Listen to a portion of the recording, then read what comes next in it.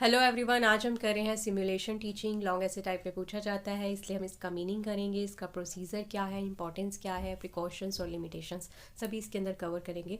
तो सबसे पहले मीनिंग की ओर चलते हैं कि सिमुलेशन टीचिंग जो मेथड है इसका मतलब क्या है। आपने देखा होगा कि बीएड की ट्रेनिंग में भी हम कई बार ऐसा करते हैं कि जो बच्चे ट्रेनर्स हैं, ठीक है, जो ट्रेनिंग ले रहे हैं, कोर्स कर रहे हैं, वो बच्चे ही आपस में टीचर स्टूडेंट्स बन जाते हैं, या छोटे बच्चे जो हैं वो भी ऐसा करते हैं। तो इसमें क्या है कि एक टीचर बन जाता है, बाकी सब बच्चे बन जाते हैं।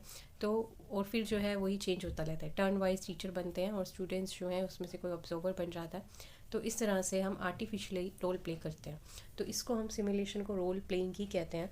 और इसके अंदर हम आर्टिफिशियल जो टीचिंग है, जो कि पीपल और टीचर के बीच में होती है, ठीक है, मींस पीपल और टीचर बनते हैं, हम होते सभी पीपल हैं, सभी बच्चे हैं, लेकिन उसमें से एक और दो टीचर बनते हैं।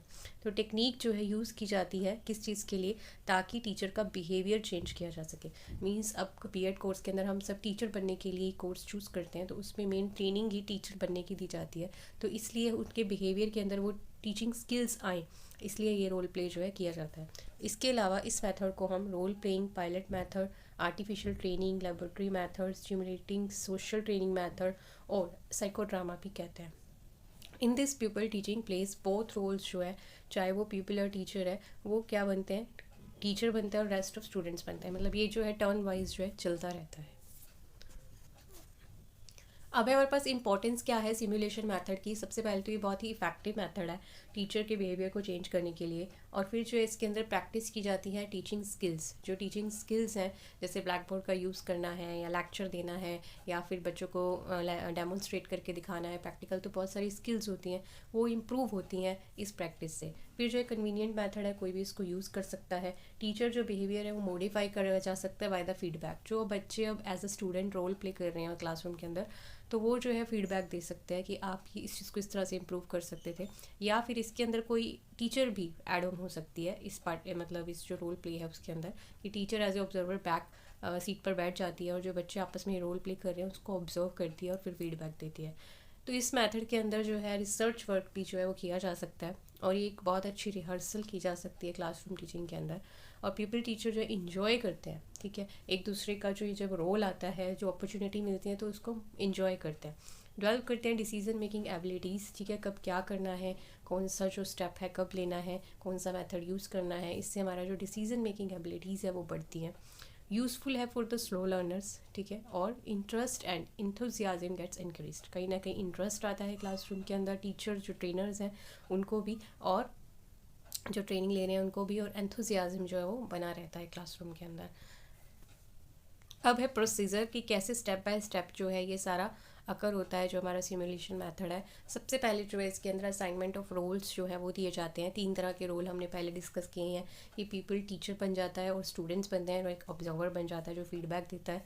और सिलेक्शन एंड डिस्कशन होता है कि कौन सी सोशल स्किल को आज हम इम्प्रूव करने वाले हैं, ठीक है। और सबसे पहले इसमें जो है मेन जो होता है कि अगर साइंस के स्टूडेंट्स हैं वो इकट्ठे बैठ के ये स्किल को करेंगे, मैथ्स का अगर चल रहा है तो मैथ की स्किल को इम्प्रूव करेंगे।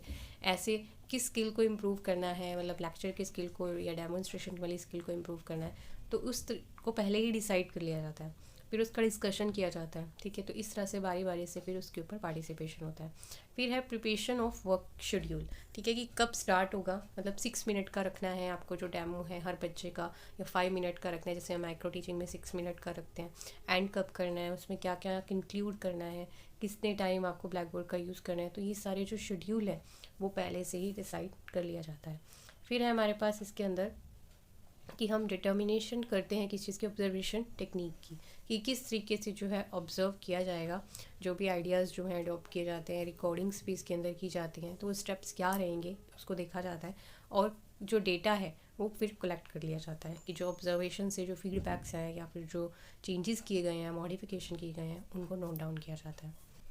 फिर जब ये सब बिफोर प्लानिंग हो जाती है, फिर हमारा जो काम आता है जब हम अपनी रिहर्सल को स्टार्ट करते हैं, उसके अंदर फर्स्ट प्रैक्टिस जब स्टार्ट होती है तो उसमें क्या क्या इंक्लूड किया जाता है, वो है डिस्कशन, फीडबैक, मॉडिफिकेशन और टर्न वाइज जो प्रैक्टिस है उसको इंक्लूड किया जाता है। इन चारों चीज़ों को इंक्लूड किया जाता है। फिर इन दिस वे जो सेशन है वो चलता रहता है और बच्चे जो हैं वो अपनी टर्न बाइज टर्न इंजॉय करते हैं और प्रैक्टिस करते हैं। फिर लास्ट हमारे पास जो स्टेप आता है उसमें है कि प्रिपरेशन और ऑल्टरनेटिंग द प्रोसीजर।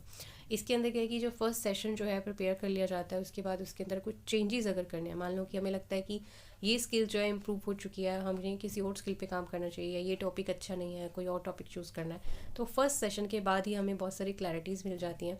तो जब सेकंड सेशन पे हम आते हैं, सेकंड अगर प्रैक्टिस जो है स्टार्ट हो रही है, तो उसमें बहुत सारी चेंजेस जो हैं, स्किल्स चेंज कर सकते हैं, टॉपिक चेंज कर सकते हैं, प्रैक्टिस को चेंज कर सकते हैं। तो इस तरह से जो टाइमिंग हमने सेट करी थी उसको चेंज कर सकते हैं। तो ये साइकिल जो है वो चलता रहता है, जो सेशंस जो हैं से फिर इंक्रीज़ होते रहते हैं।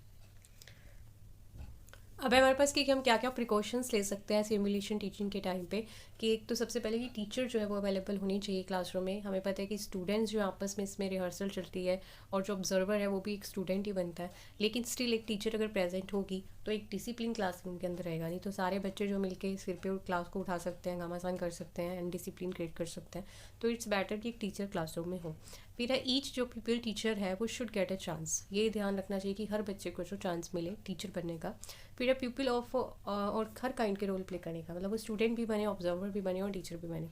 People of the same subject should go for the practice, ठीक है। अगर मैथ्स हैं तो सारे मैथ्स के स्टूडेंट उस टाइम पे हों, ठीक है। अगर लेके मान लो कॉमर्स के हैं, कॉमर्स के हों, तो उस तरह से सेम, मतलब ताकि बच्चे भी अच्छे से ऑब्जर्व कर सकें, स्टूडेंट्स को भी अच्छे से समझ में आ सके।